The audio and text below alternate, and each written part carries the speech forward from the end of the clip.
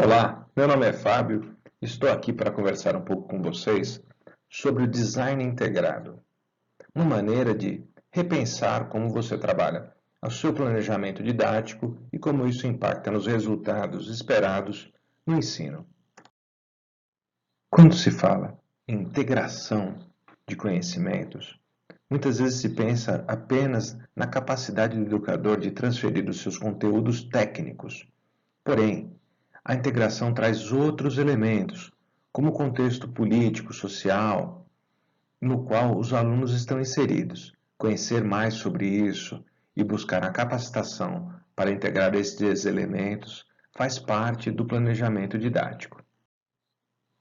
Um bom educador busca, então, mesclar não apenas as ferramentas e o domínio dos conteúdos, como teorias educacionais e avaliação de resultados.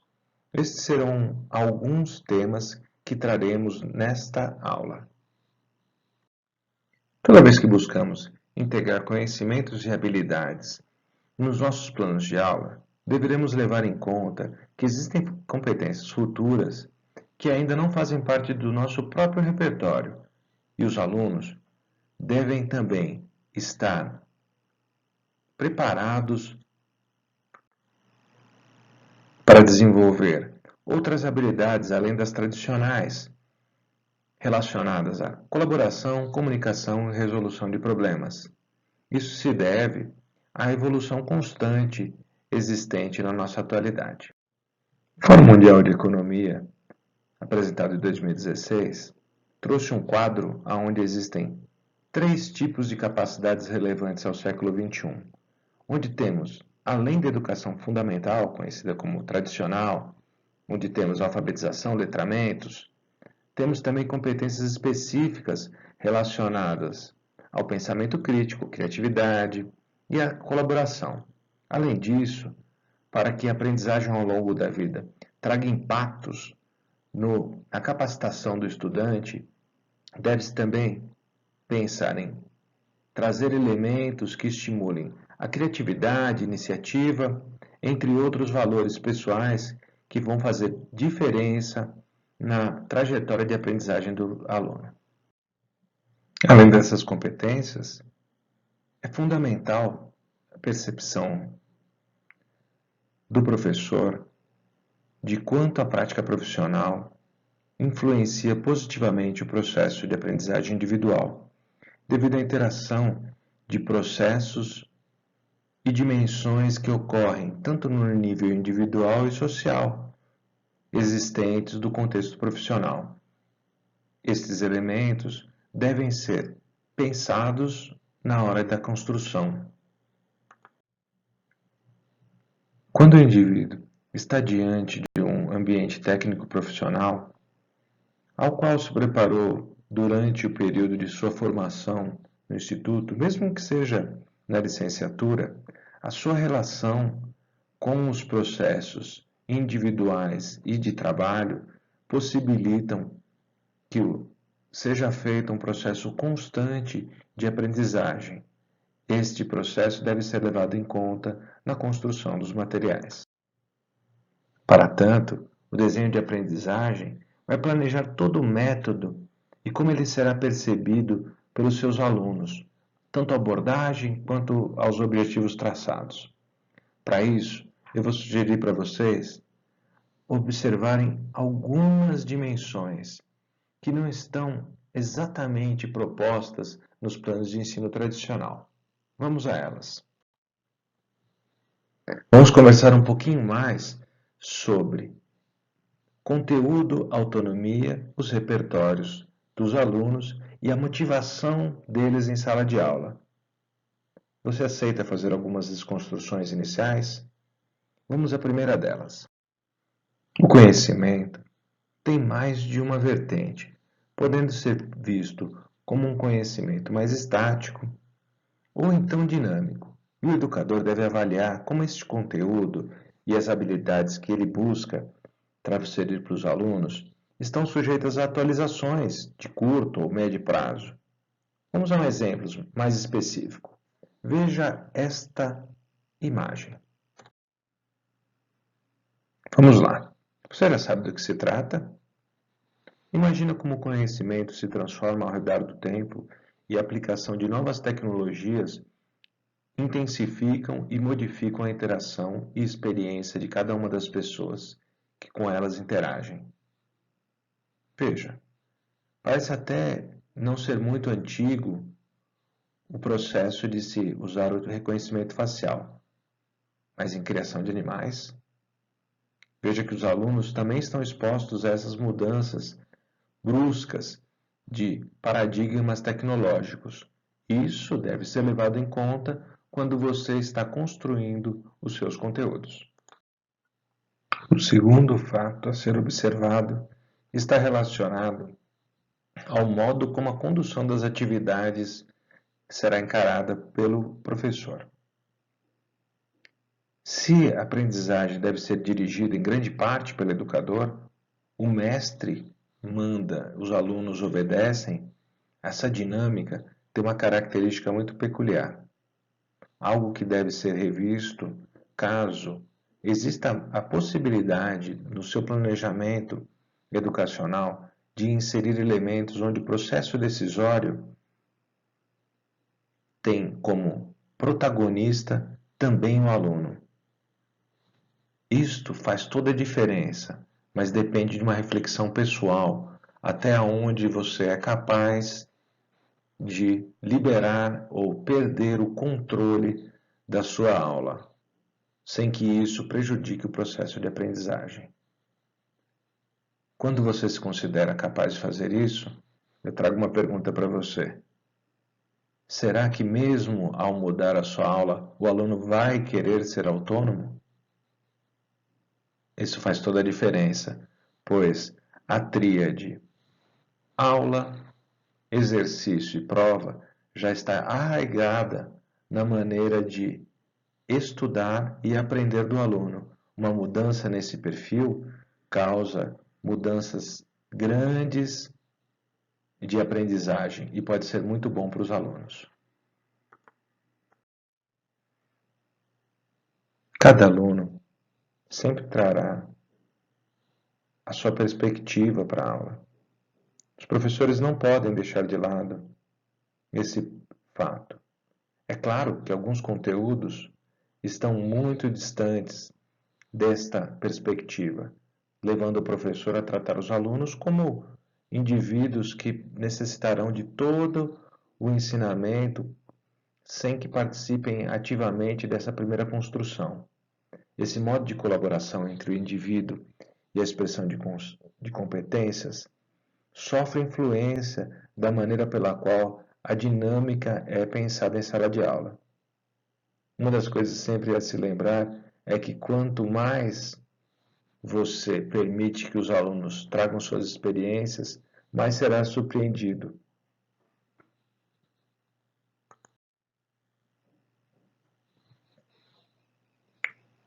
Uma das técnicas muito utilizadas hoje em dia trabalha a gamificação, porém existe uma diferença muito importante entre a relação de brincar, jogar ou aprender. É claro que é possível identificar elementos próximos para a demonstração de competência dos indivíduos em cada uma dessas atividades. A avaliação dos resultados obtidos também faz parte do planejamento didático e deve levar em conta a motivação do aprendiz. Em modelos gamificados ou que trazem a avaliação como brincadeira, existe uma diminuição da ansiedade do aluno e também maior motivação de participação no processo. Se todos esses elementos trouxeram a você muitas perspectivas de mudança na sua aula, então vamos aprofundar um pouco mais e falar sobre como a criatividade pode ser utilizada para melhorar o design instrucional, integrando esses objetivos aos processos de ensino. A integração e a criatividade se relacionam, visto que a criatividade é um processo de divergência dos padrões já estabelecidos, ou seja, nós temos um portfólio de habilidades e competências que vem se desenvolvendo ao longo da vida. Eles podem ser aprimorados e modificados conforme as nossas reflexões. Essa divergência que acontece dentro do que a gente já funciona hoje e novas fontes que existem em ideias e oportunidades farão uma convergência de várias possibilidades e conceitos passíveis de aplicação. Uma brincadeira que faço com meus alunos para que eles testem a sua capacidade de criar é lembrá-los em um tempo pré-escrito de quantas maneiras eles podem começar uma conversa no WhatsApp. Pessoas que têm maior restrição ou percepção e avaliação do que os outros pensam farão menos respostas. Outras que se sentem mais livres e têm menos crítica quanto às possíveis respostas farão mais respostas.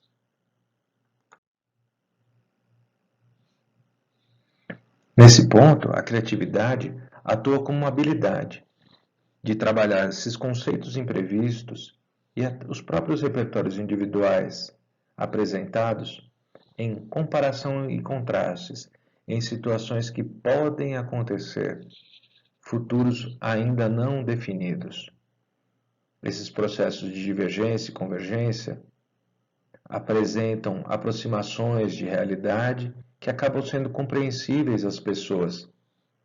E isto pode ser apresentado em especializações do que já fazemos ou agregações de outros conceitos para que, dentro do nosso próprio padrão de aula, aprimoremos as nossas aulas.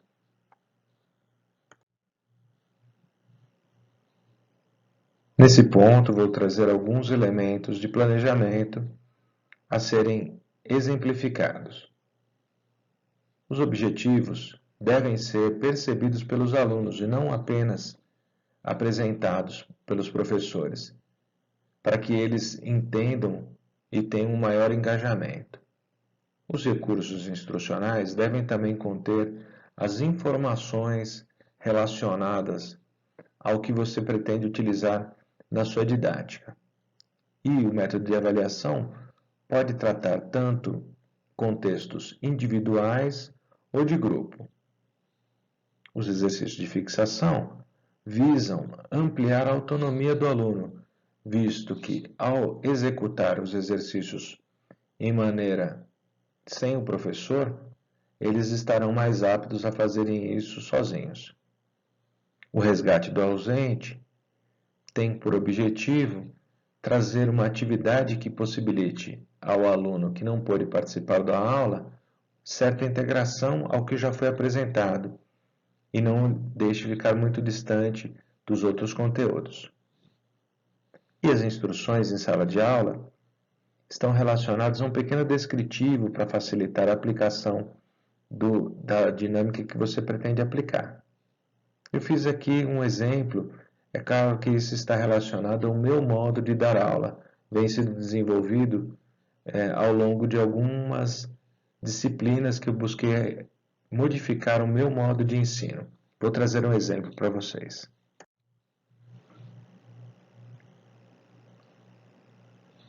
Nesse exemplo, vocês podem ver que eu estou utilizando uma didática específica para a linguística. Ele fazia parte de um exercício feito com meus alunos relacionado ao quanto eles poderiam aprender novas coisas a partir de exercícios que eles fariam em sala de aula.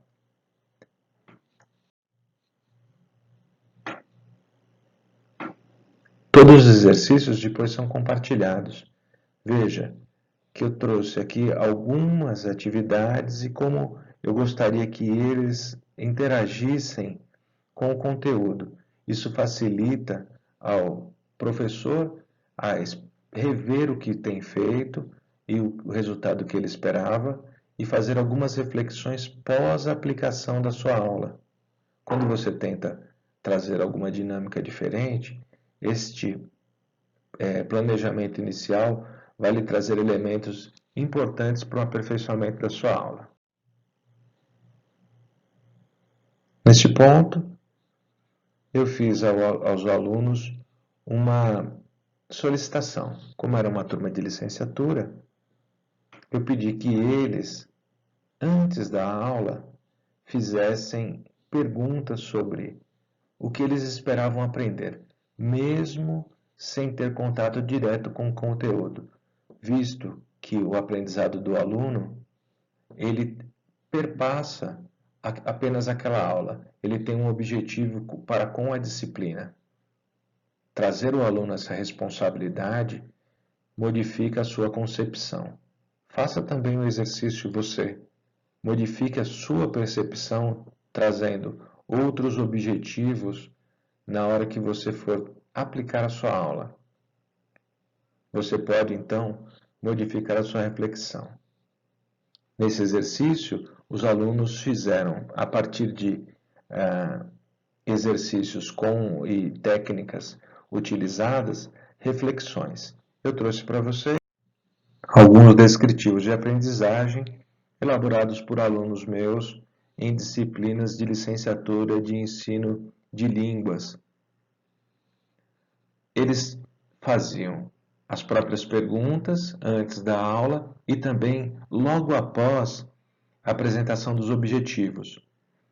Com isso, eram capazes de verificar as técnicas que tinham aprendidos e quanto isso significava para cada um deles. Como os blogs também eram compartilhados, era possível que eles observassem o quão diferente é o significado da aprendizagem de cada um para ele, de cada um dos alunos. Convido vocês a observar os blogs. Muito obrigado.